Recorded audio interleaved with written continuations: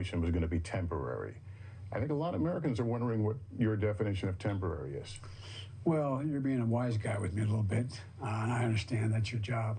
But look, at the time, what happened was let's look at the reasons for the inflation. The reason for the inflation is the supply chains were cut off.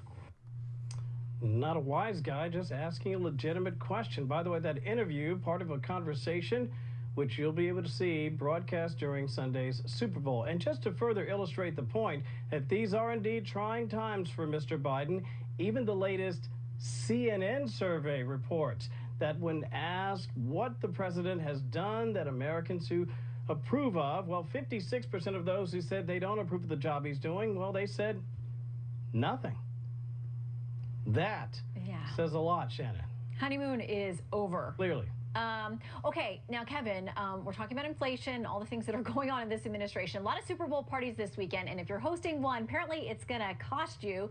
You've been crunching some numbers for us. Yeah, that's right. Wells Fargo actually did a really close look at how much this is going to cost you. They found that the price tag, Shannon, for your Super Bowl party this year will be about 14% higher than it was last year, again, depending on what you decide to serve.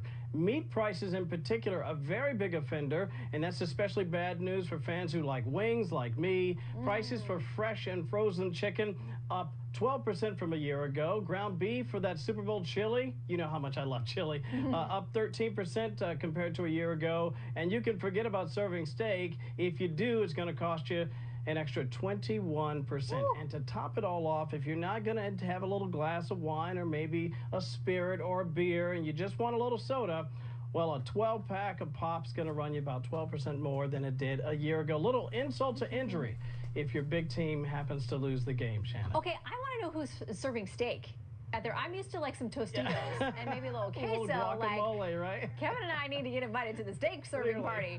Okay, by the way, Debs, we're going to talk about the favorite in the country based on where you live. You're going to love this. I cannot wait to talk about that. See you in a few. We love our food talk. Yes, we do. Thanks, Kevin. You bet.